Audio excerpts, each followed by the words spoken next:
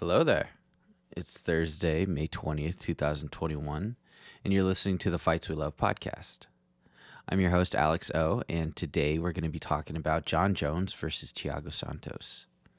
In this episode, we're going to get right into it. We're going to give a brief overview of the fight, and then we'll do a round-by-round analysis of Jones Santos.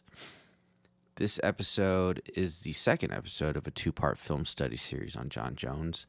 Last time we looked at Jones in his prime in his first title defense against Rampage Jackson.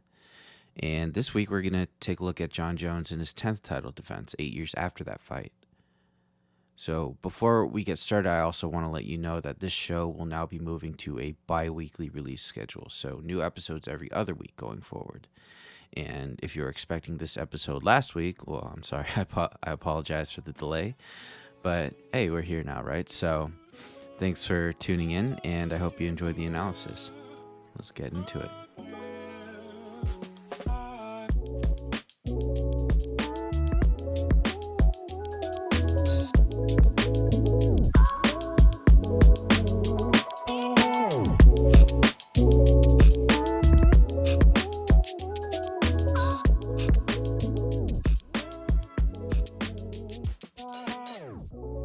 Okay.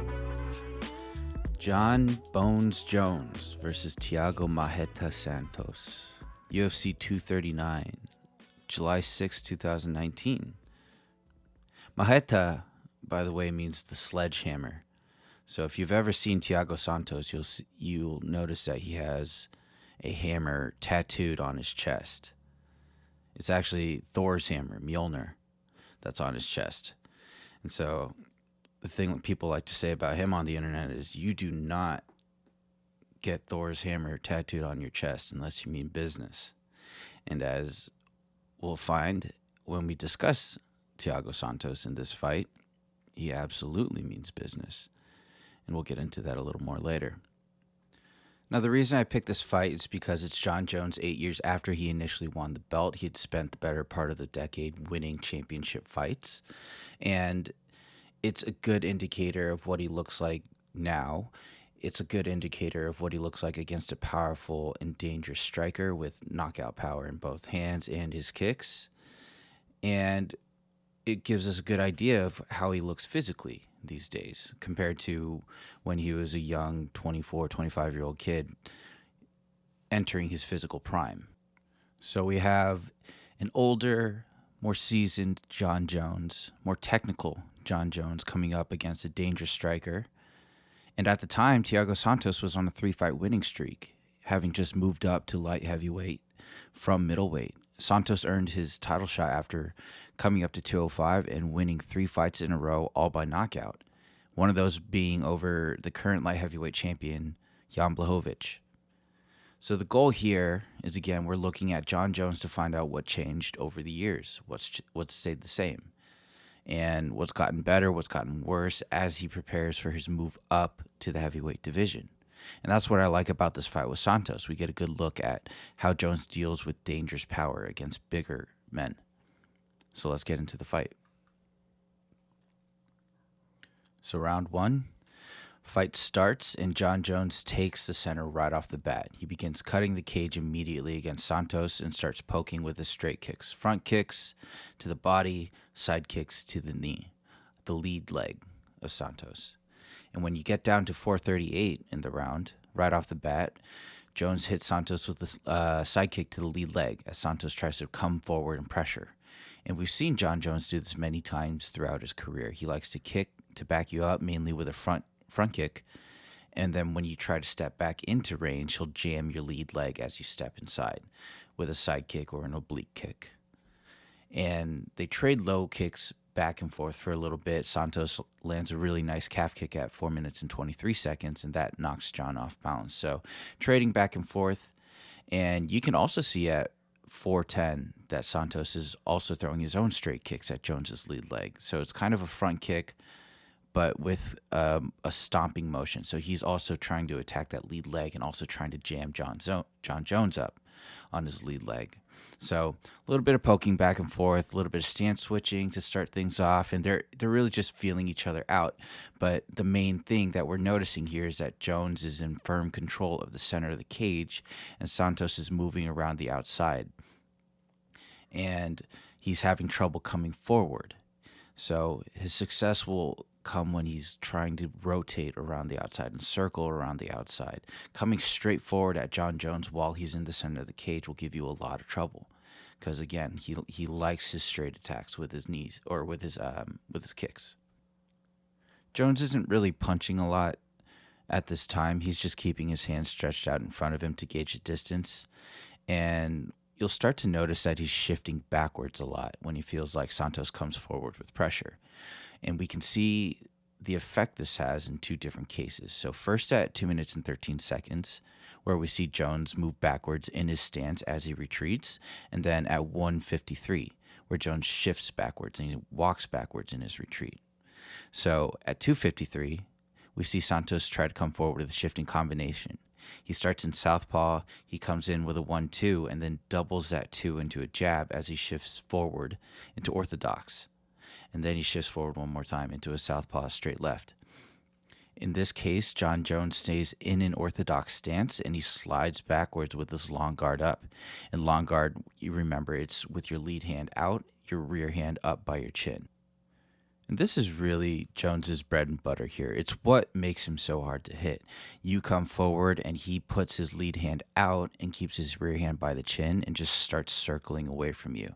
And with his 84.5 reach, it's extremely difficult to land on him. You have to try to get through his lead hand first, and that's at such a far distance that it's just really, really difficult to actually get into range to land your own strikes. Then at 1:53, we see Santos try a shifting combination again, but this time he lands and knocks out Jones's mouthpiece. So in this case, Santos uses a hand trap with his right hand. He pushes down on Jones's lead hand. Then he throws a straight left, shifts forward into an orthodox right hook. So Jones doesn't have as much control over the range here, and the hand fight has left him vulnerable because his lead hand is stretched out rather than on his chin. So when we see fighters get caught out of position like this, they'll do exactly what Jones does here, which is he starts walking backwards to get out of range rather than stay in his stance.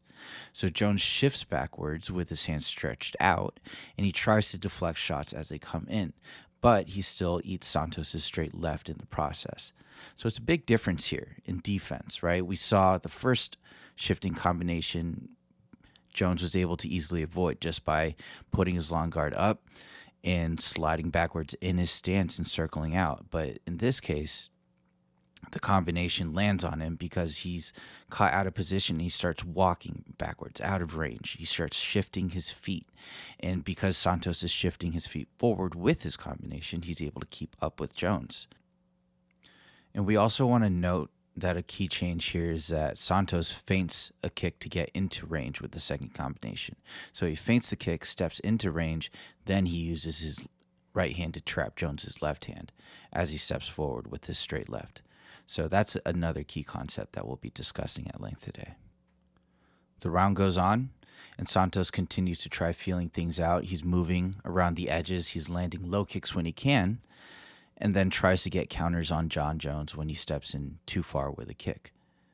So for Jones, he continues to keep his forward pressure up and keep control over the distance. We get down to 1 minute 37 seconds in the round, and Jones lands another side kick to Santos's lead leg. And I like this one. It's just lightning quick. It's perfectly timed.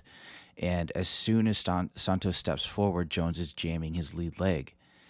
And we see a lot of tall fighters come and go through the UFC. And when it comes to tall fighters utilizing their reach, Jones is without a doubt the best we've ever seen. I can't think of a better example. And I don't think there's a close second. And it's because he's using these lead leg attacks to keep you at the very edge of his range. So he's really using every bit of his reach advantage against you in there. When we get down to 1 minute 30 seconds, Santos tries another shifting combination. This time he starts with a straight left Superman punch. and Jones shifts backwards with his hands stretched out, and he successfully blocks the shots this time while shifting backwards. So while shifting backwards, it's generally not the best defense. He's still able to use it effectively. It's not a guarantee that you're going to land just because your opponent shifts backwards, but there are openings. At least there are when you're not up against a fighter that I just called the greatest ever at utilizing his long reach. So more kicks back and forth as the round winds down. At about 33 seconds, we see Jones land a nice low kick out of a southpaw stance, and this one really just highlights Jones's kicking technique. Again, it's lightning quick.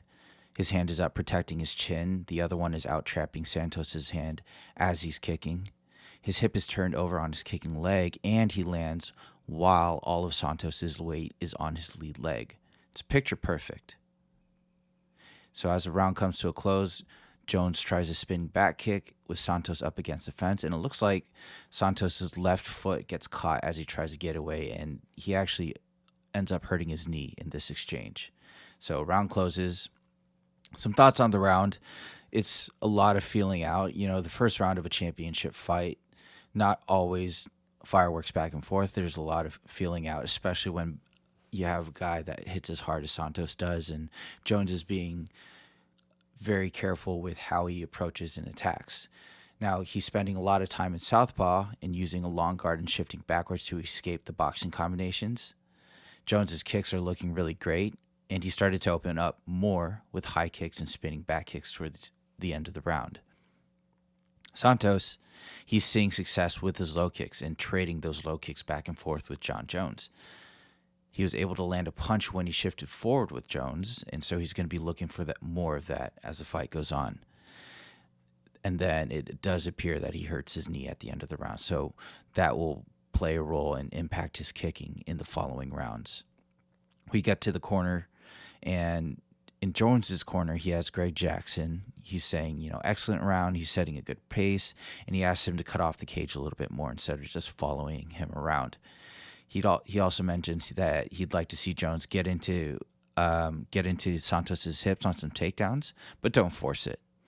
And we actually saw Jones catch a kick and try a takedown at about 3 minutes and 7 seconds in the first round, but he didn't really pursue it that hard. So that kind of tells you where Jones's mind is at wrestling-wise with this fight. He's not really pursuing it that hard, but it's there if he wants it.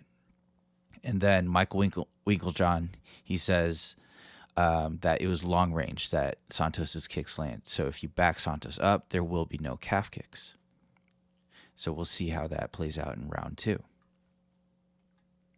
Round 2 starts, and Jones goes straight for the center again and starts backing Santos up. Much of this fight has already taken place along the outer cage, and Santos seems to be okay with moving around the outside. The way Winklejohn was talking in Jones's corner, it sounds like Jones's game plan revolves around keeping Santos on the back foot to mitigate the kicks. So they get right back to it. In that 4 minutes and 48 seconds, Santos tries throwing a right low kick out of his orthodox stance, and we see his left knee buckle, and he actually stumbles backwards. Jones follows him forward, and he pressures forward with an elbow against the fence, and Santos just unloads with a combination of hooks while he's backed up against the fence. So we're seeing two things here. One, we have confirmation that Santos has hurt his knee at the end of round 1.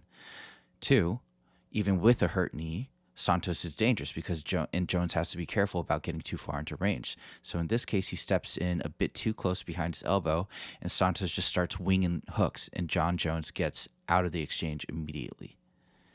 And that's one thing that's remained consistent throughout Jones's career. It's his ability to stay out of the pocket.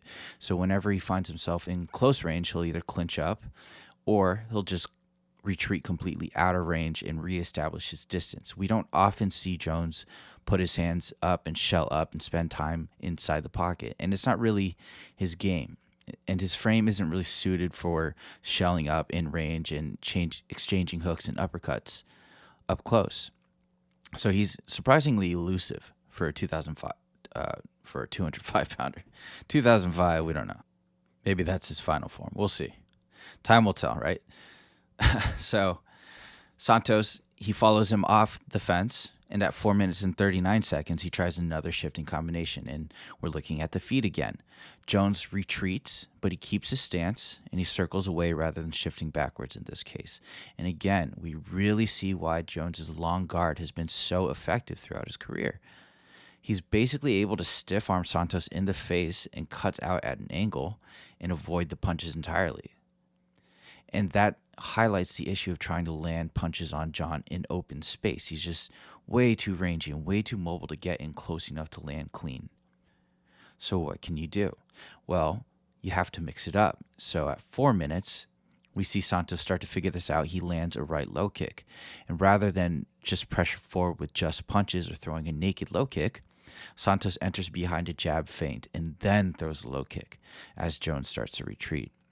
And that's really how you mix things together. You start high and you end low with your combination. Or you start with a punch and you end on a kick. Or you feint a kick, then feint a punch, then throw the kick. You blend your techniques together and you give your opponent more to think about before you actually throw the strike that you want to land. It's not a huge strike now. It's not, he didn't change the fight by landing this low kick, but it's the strategy behind it that really matters. And we will see more of this as the fight progresses. So the round goes on, and at 2 minutes and 45 seconds, we see Jones land a jab out of his southpaw stance. And it's really just, Jones has a great jab, and it's surprising to me that we don't see him utilize it more often. I would love to see way more jabs per fight than we're seeing right now. I mean, he lands a great jab here, but we only see him go to it maybe like 5 more times in this fight. His jab is sharp, it's snappy, it's got as much range as you can hope for, right? We already mentioned he has an 84.5-inch reach, but he only throws a handful of them. And in general, Jones doesn't really punch as much as he kicks, not nearly as much. There are some fights where he punches more often than others, but for the most part, his MO is volume kicking. And you're way more likely to have to deal with a side kick to your lead leg than have to deal with counterpunches against Jones. So that's going to be really interesting to see how that translates over to heavyweight as he tries to kick with bigger men. Or I wonder if we'll even see him become more comfortable with his punching and trade shots back and forth. Use that reach. Even at heavyweight, 84.5-inch reach, he's still got a longer reach than Francis Ngannou, longer reach than Stipe Miocic. He's still going to be the taller and longer fighter against these heavyweights. So we get down to 2 minutes and 38 seconds, and Jones defends another combo. And we see, again, how effective Jones is when he's defending, when he stays in his stance. He first blocks the kick, then he pushes off with his lead hand and slides back away from the combination. And in this case, unlike the combination we just talked about, Santos is using his weapons separately rather than blending them together. So he first throws the left roundhouse kick to the body, and then after he plants his foot, he comes forward with a punching combination. So instead of together, they're one at a time. They're singular attacks. We get down to 1 minute 28 seconds. Jones steps in with a straight right, gets caught out of position, and then Santos pressures forward with a counter combination. And this is another thing I'm looking for in this fight too. We're seeing Jones 8 years after he won the belt, and I'm looking for signs of where he's at physically and where he's at athletically. And this is a great example because even though he's caught in a bad spot, he stepped in with a straight right, and he steps in a little bit too far into range.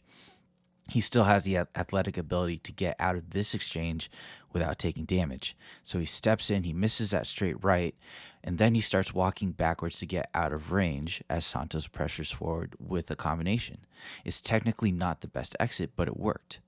Would it work against someone like Ngannou? We can't really say. But what we do know is that Jones has made a championship career out of elusive exits like this one. It's not just that Jones is hard to hit when his defense is on point. It's also that he's hard to hit even when he's out of position too. When he makes mistakes or when he steps in too far into range, you still have a hard time. So we get down to 1 minute 21 seconds in the round. We see Santos land a left high kick. And as I mentioned before, early in that round, he starts putting things together, right? And now he's building off of that. In Example, Santos feints his lead hand first, then he throws the left high kick as Jones starts to retreat. Jones looks to slide back behind his long guard again, and Santos's kick lands solely on Jones's rear hand. And what we're seeing now is that when you show Jones your hands first, his immediate instinct is to get back with his long guard up. And this leaves him vulnerable to kicks as he retreats. So in this case, the kick lands solely on his right arm, which, as we've talked about in the past, you really want to catch kicks and block them with both hands up, right? Especially at light heavyweight, where these guys are gigantic and they're landing hard kicks. And even when they land a kick, if you block it, that's still going to do damage. So if you get caught by a head kick on one hand too many times, you're liable to get knocked out. And you can see as his kick lands, even though Jones has his hand up, the kick totally blasts through his guard and throws his hand all over the place. So that's one way you can take advantage of this long guard that Jones likes to utilize. If you can catch him on one hand, that gives you a great shot. So we finish up the round. Santos tries one more big shifting combination to close things out, but Jones is able to avoid the shots again. Singular combination moving forward, and Jones sees it coming. So some thoughts on the round. Santos' left leg is clearly damaged. He's having hard time kicking on it, so he's spending a lot of time in his southpaw stance. And rather than take kicks out of his game, he actually just, instead of using his left leg to plant and throw kicks, he's planting on his right leg and just throwing kicks with his left leg. So that's his solution to keep, the kicks are a huge part of his game. He's got a very diverse arsenal of kicks, but he can't, if he takes his kicks out of the game, he takes himself out of the fight. He's really just biting down on his mouthpiece and toughing it out with a busted knee. Jones, he's having a fairly easy time avoiding shifting combinations when he stays in his stance and when he's using his long guard. And Santos' best shots, they came when he used Jones's long guard against him, when he threw kicks after he feinted his hands first. We get to the corners, and in Santos's corner, he's saying, I don't want you stopping in front of him. I want you to keep circling, and that's to avoid the straight kicks. His coach also says, believe in your combinations. So I take this to mean stick with your combinations and they'll start to land. And you usually want your fighter to stick with combinations even though the combinations aren't landing yet. When your fighter stops going with combinations and they start looking for single power shots or they start looking for one big shot, that's when you know they're kind of in trouble.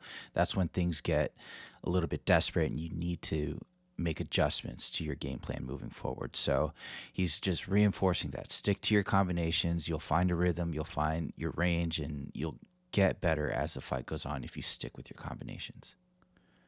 So we start round 3. As we said, Santos is clearly fighting on a hurt left knee. So what does he do? Well, he opens the round with a spinning back kick, and he throws it while he's standing on his injured left knee.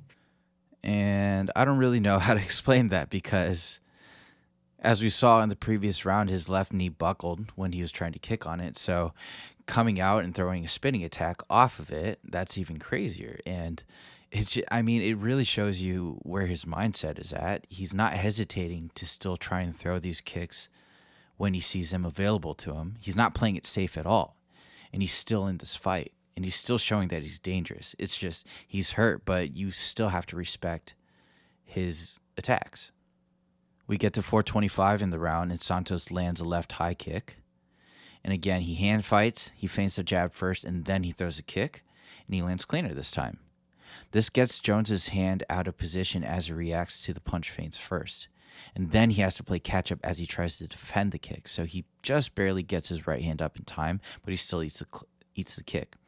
So the difference here, it's clear as day. Every time Santos mixes his punches and his kicks together, rather than throwing one at a time.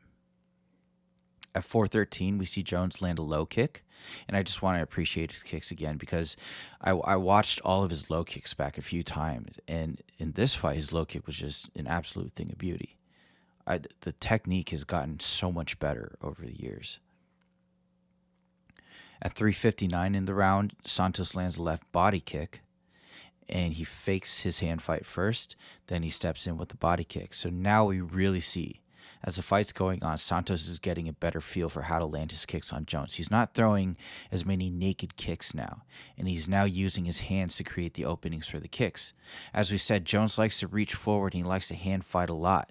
So Santos, he's doing his part in the hand fight. He's reaching out, he's touching Jones's hands too, he's grabbing at them, but he's also faking. He's putting his hand out there, and when Jon Jones reaches for Santos's hand to fight, Santos throws a kick behind it, and now he's able to land cleaner and with more frequency. So he's adjusting as the fight goes on, and he's starting to use the hand fight against Jones. And that's really one of the things Jones does best, because he has that reach, and that's one of the ways he utilizes that reach. He's always reaching forward and always grabbing at your hands, and he's got such a long reach. He can do that and remain relatively safe. But if you engage in that hand fight or make him think that you're going to engage in that hand fight, you can use your longer weapons, which is your kicks, right? So that's how Santos is able to land these kicks on him.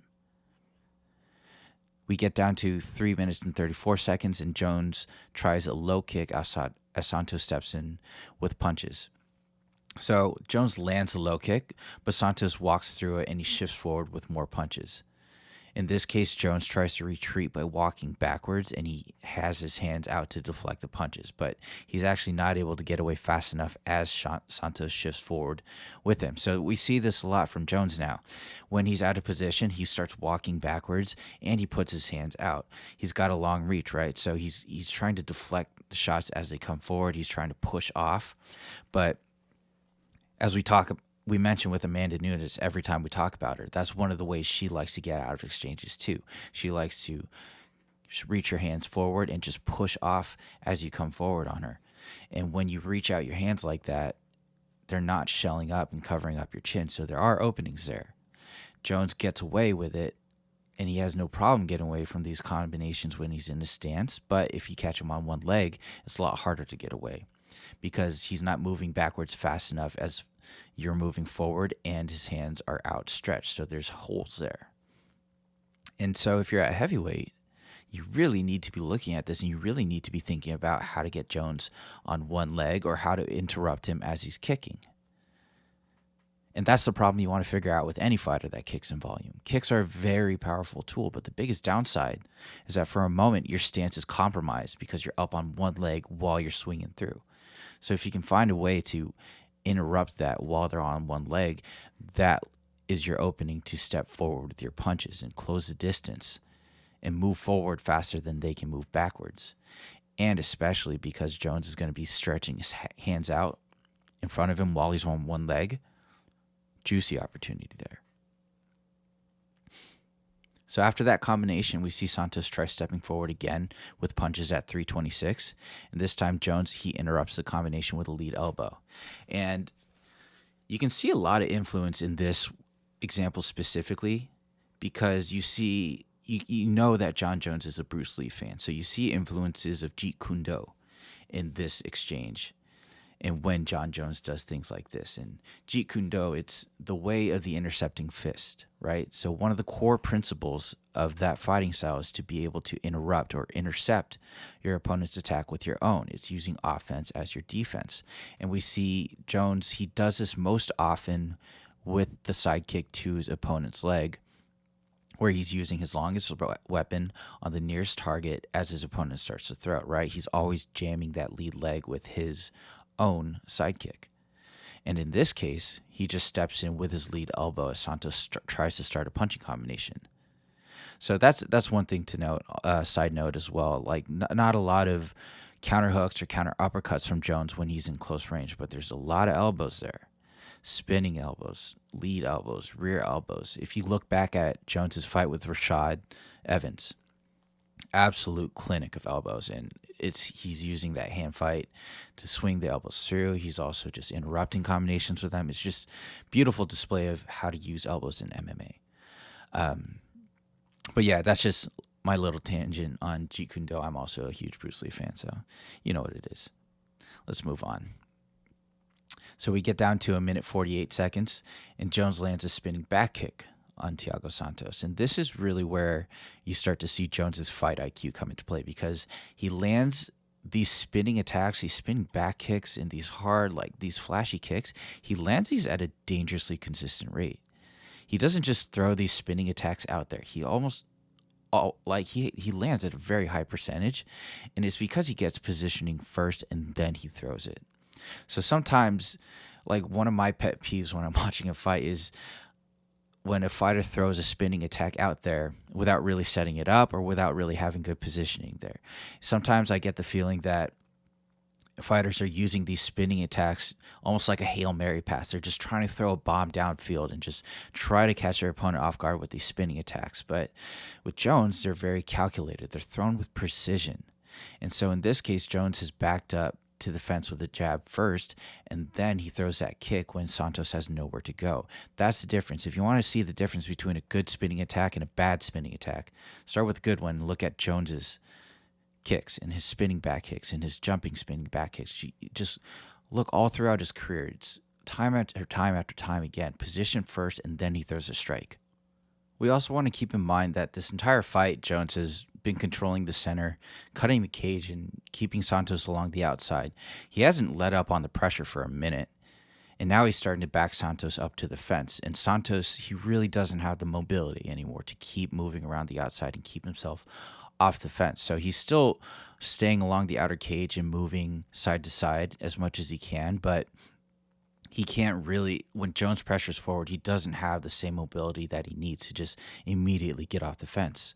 So at a minute 28 seconds, Jones lands a right high kick, and he lands it clean on Santos up top. And for the next minute and a half, Jones is just landing whatever he wants with Santos backed up against the fence. He's landing side kicks to the leg, front kicks to the body, that head kick right there. So Santos really has to get off the fence to avoid these, but he can't. He's unable to. Jones is just cutting the cage effectively, and he even fakes a takedown at a minute 17 left in the round to kind of get some level changes going. So Jones is doing a great job keeping Santos backed up to the fence. Santos is having a hard time. He's really just having to deal with it because his leg is busted. And Jones is also showing him different looks to close out the round. He's showing different levels, right? Faking takedowns, attacking the legs, attacking the body, attacking up top. So he mixes that up so well. And so he just closes out that round. It was a dominant round 3 for Jones. And some thoughts on the round. Well, Jones dominates the round by controlling the center first, and then he lands kicks as Santos backs up against the fence. So when he has you backed up against the fence, and when any fighter has somebody backed up against the fence, that's where they can really open up with their crazy attacks, right? We see I went on this tangent about Jones's spinning attacks, and just because when he has you backed up into a great position, that's where he can open up. And that's where you can start to see these head kicks land and these spinning back kicks land. So we get to the corners, and I was actually unable to really hear anything out of Santos's corner, unfortunately. In Jones's corner, we hear Mike Winklejohn. He's going body head, low high. So he's just emphasizing, keep changing it up, keep going low and then high, set up your kicks. And as we talked about at length in the Rampage Jackson fight, Jones does an incredible job of just setting up one technique after another, where he's always making you think he's going low and then going high. So Winklejohn, he's just reinforcing that idea and, saying, keep it up, body head, low high. And Jones does that. We've seen him time and time again throughout his career land head kicks up top. He lands head kicks also with a dangerous amount of consistency. So get to round 4. Round 4 starts, and at 4 minutes and 45 seconds, we see Santos hand fight into a low kick. Then immediately after, he feints his right leg up, steps in with a combination, and he lands a left hook on Jones. And beautiful work here. So by the time he's got to the fourth round, he's starting to use his weapons to set up the other, right? First using his hands to set up the low kick, and then using a kick feint to set up his hands. And that's what you have to do against Jon Jones to get your shots to land. At this point in Jones's career, there's not a lot that you can show him that he hasn't seen already from another fighter. He's fought a diverse range, a lot of different styles in his career, and he's beat every single one. So you're not really going to surprise him in there. And it's not about innovation against Jon Jones. It's about execution. So if you think about Tom Brady for a second in football. There's also not a lot of looks that you can show Brady on defense that he hasn't seen already, right? So what do? Well, you have to give him more information to process. You can't get away with doing something completely new every time, but what you can do is give him more to think about. You fake blitzes, you change coverages. You don't have to trick him. You just have to slow down the decision-making process. And it's the same idea here. When you feint your shots against Jon Jones, you're mixing your punches and you're mixing your kicks together, and you're giving Jones multiple weapons and multiple levels to process. So he reacts to the kick here, and it gets him up on one leg, and that opens him up to Santos's best left hook of the night. You slow down the decision-making process. You slow down the defense just a little bit. All you need is half a second, and there's your opening, and there you will find your shots land. That's how you fight against his IQ, because as far as fight IQ goes, Jones, again, he's at the top of the list. One of the smartest fighters in there. So fight goes on. We get down to 3 minutes 25 in the round, and Santos throws a right high kick, and that grazes Jones's chin. Doesn't land clean, but it grazes him. Same idea here again. Santos feints the lead hand first, then he steps in with the lead right head kick. And Jones tries to slide back, but it hits him on the chin with the tip of the kick. So it doesn't land harder. It doesn't do much damage, but it's able to make it through the guard as he reaches his rear hand forward to hand fight. This is one of the downsides to constantly hand fighting, because Jones loves to reach out and he loves to grab at his opponent's wrists, and he keeps his arms stretched out to deflect punches as his opponent comes forward. The problem is that if your arms are in front of you, it's harder to defend kicks. And Jones's opponents are really not often able to kick freely with him because they're afraid of the takedown. But in this fight, Jones hasn't really shown that much interest in the takedown, and Santos is able to get his kicks to land by making Jon think of the hands first. He's making him think of the hand fight first. So we see the opposite effect of this again at 2:54 in the round. Santos is backed up against the fence, and then he just throws the left high kick naked, and Jones knocks it away casually. So it's a very noticeable difference. I'm going to emphasize this time and time again when Santos throws his punches and kicks together versus when he's throwing them separately. The singular attacks don't work. The mixed attacks do. We get to 2 minutes and 20 seconds in the round, and just another beautiful low kick from Jones. And I really can't get enough of his low kicks in this fight, because even late in the fourth round, he's throwing picture-perfect leg kicks. Like, his technique stays flawless late in the fight. That's why he's so successful in these late rounds too, by the way. It's because even as fatigue starts to set in, his technique stays on point. We get to 1 minute 42 seconds. Jones lands a side kick to Santos's lead leg, and that's been the staple of this fight, just that side kick to the lead right leg.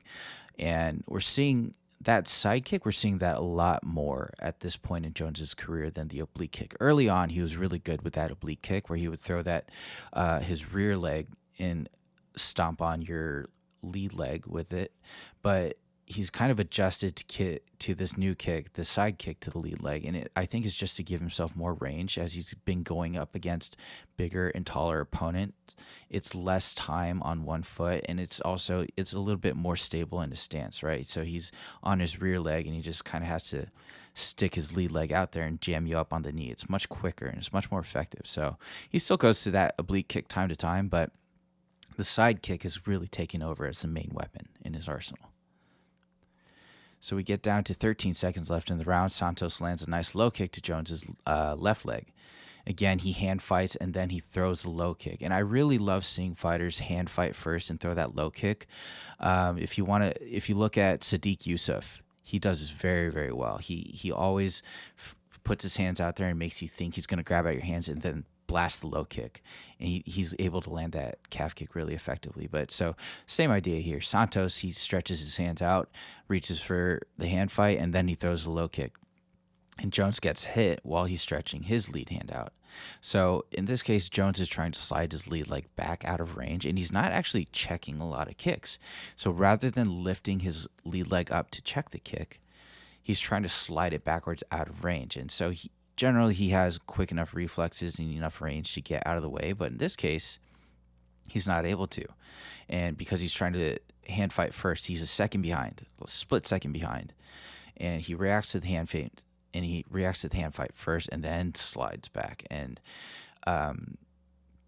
so it's interesting to me that he's not really checking the kick, but it could be because he doesn't want to compromise his stance by lifting his lead leg up, as we saw earlier in this fight. Anytime Jones has been up on one leg, Santos has been able to take advantage of that and come forward with big shifting combinations. So the way Jones keeps his lead leg on the ground, it's keeping him in his stance, but it's also resulting in him eating the low kick.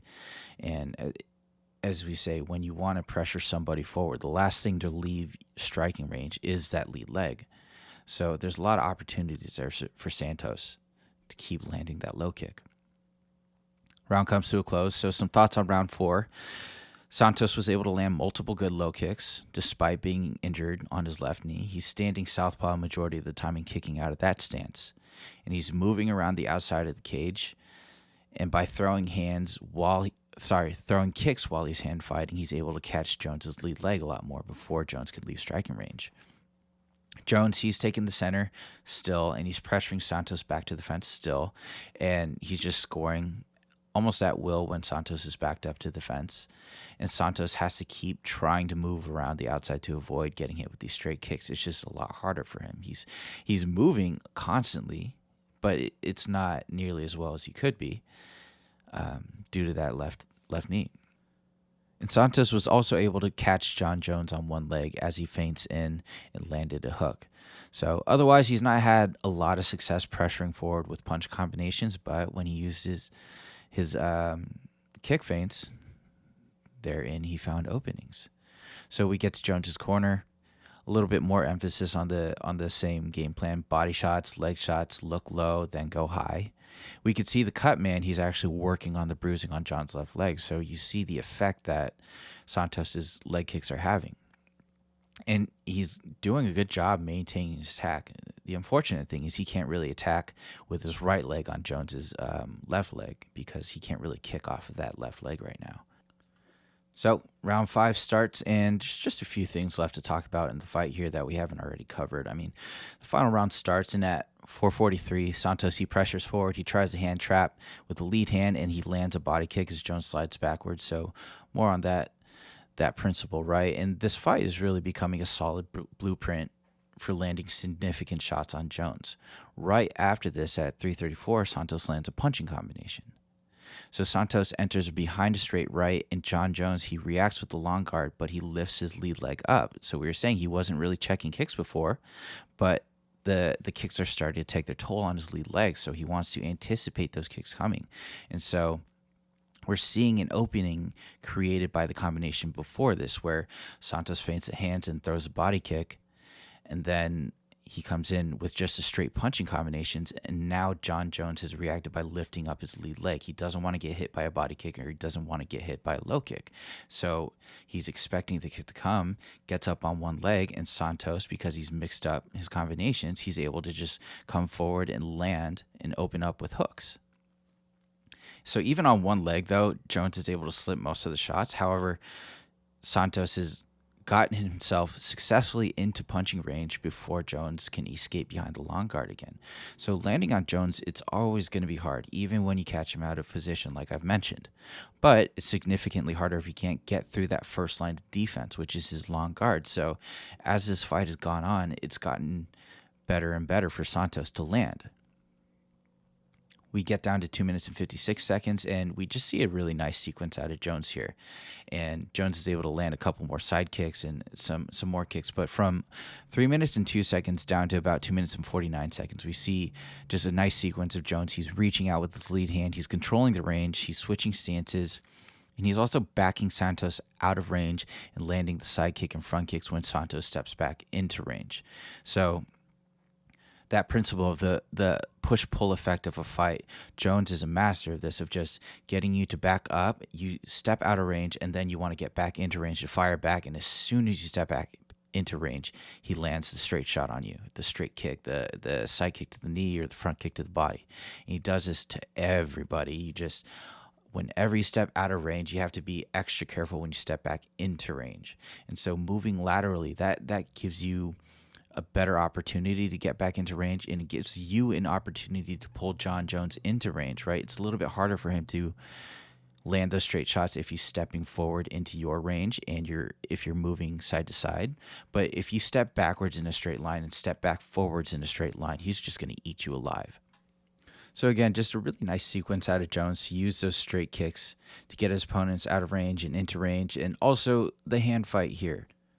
It's constant. Jones is always reaching, always changing angles, always interrupting.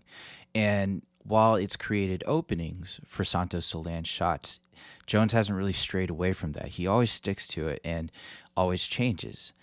So a big problem with this is that you have to hand fight with him. It's not something you can ignore as a fight goes on.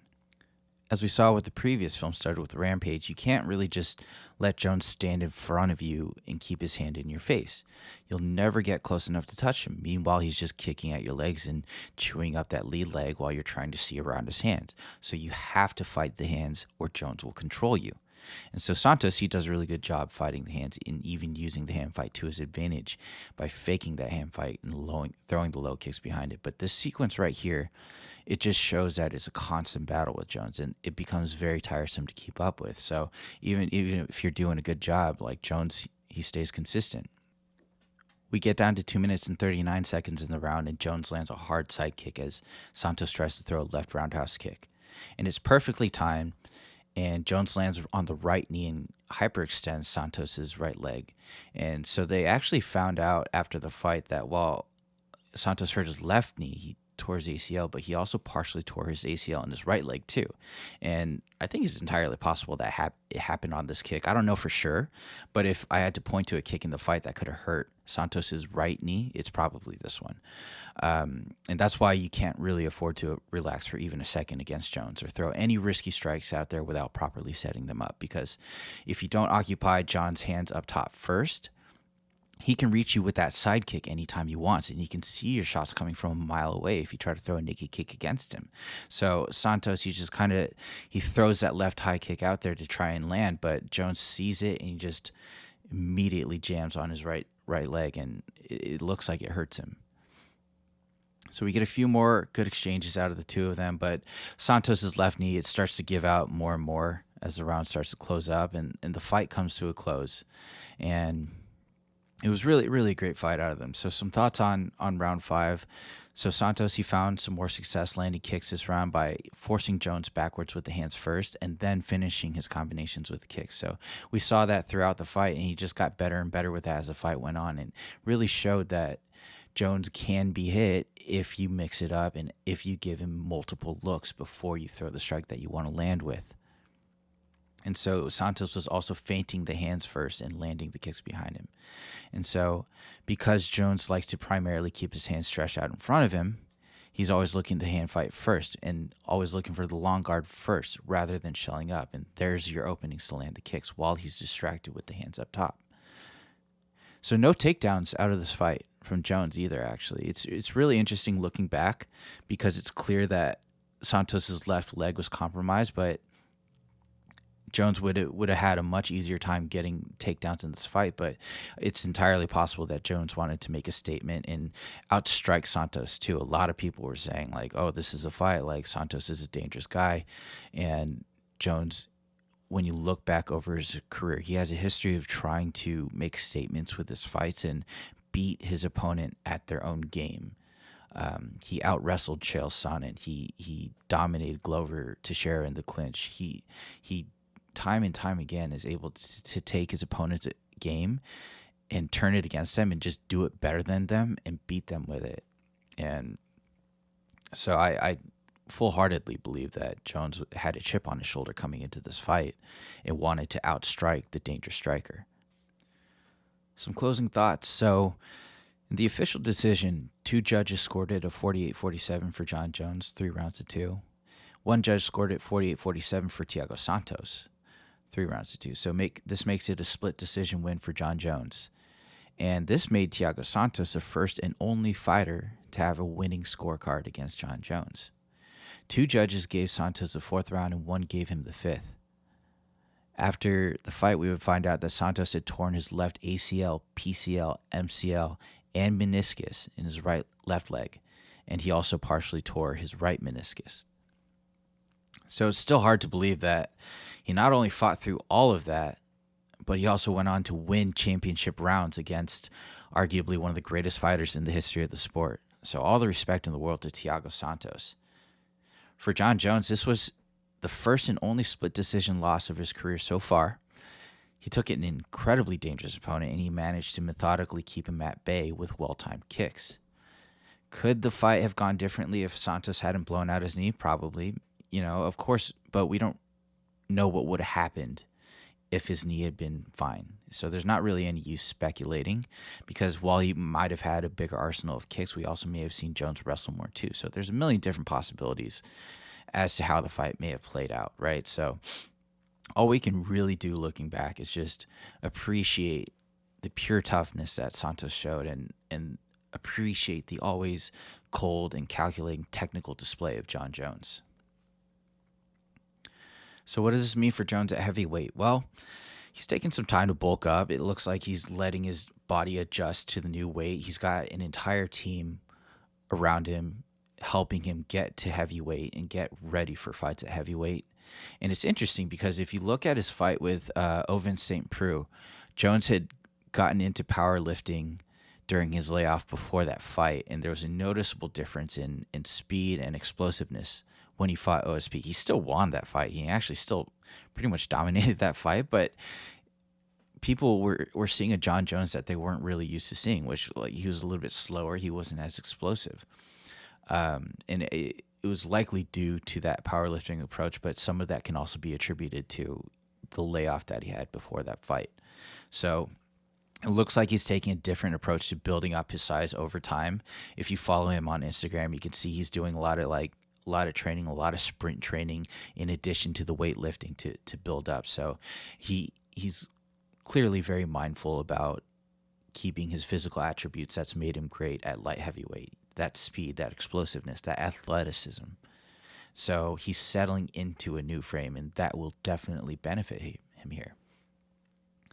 This fight took place almost 2 years ago now against Santos. And we may not see Jones back in the cage this year either. It's starting to look like the UFC wants to do Ngannou versus Lewis too. And it looks like Stipe may get the winner of that fight. So we don't really know what's next for Jones. He's really talking about just taking some time on the sidelines, and so he's going to wait for his opportunity. It's not like we're going to see him against a lower contender in the heavyweight division. He's a champion, so he's going to get a championship fight when he's ready. And in most cases, I would assume that a fighter starts losing a step in athleticism and explosiveness around this point in their career and around the age that Jones is at. He's almost 34 now. But it's not really as noticeable in the fight with Santos as you would think. So yeah, almost 2 years ago now, but in 2 years, Jones has had one fight. He hasn't taken a lot of damage. He hasn't taken a lot of damage over his career in general. So he's still relatively fresh. So technique-wise, we know he'll be fine when it comes down to it when he's in heavyweight. But it really comes down to if he can properly adjust his body and game plan for the bigger opponents at heavyweight. So after a decade-long run of just pure winning in championship fights, so I know I wouldn't bet against it. And that's our main event for today. So I hope you enjoyed the breakdown and the overall two-part series with Jon Jones. We do have some fights going on this weekend. It looks like Cody Garbrandt will be returning against Rob Font on Saturday, May 22nd at the UFC Apex Center in Las Vegas. So fight night card should be a fun one. I'm always excited to see Cody Garbrandt fight. And Rob Font is a great stylistic matchup for him, so expect a really good technical fight out of this one. Or it could be I should also say it could be an absolute slugfest too. We know Cody likes to get in there and wing punches time to time too, right? So we'll see. But he's also been with Mark Henry, and so he's been a much more technical fighter, and been a lot more controlled as a fighter since he's been with Henry. From what we've seen, we only have one fight to refer back to, but he looked great in that fight, so you tell me. If you want to keep up with me during the week, you can follow me on Twitter at FightsWeLove. I'm also on YouTube, Spotify, Apple, and Google Podcasts. So if you like what I do here, go ahead and give me a follow. Tell your friends. Spread the word. Once again, I'm Alex O, and I truly appreciate you tuning in. So enjoy the fights this weekend, and join me in a couple weeks to talk about the fights we love. Thank you for listening.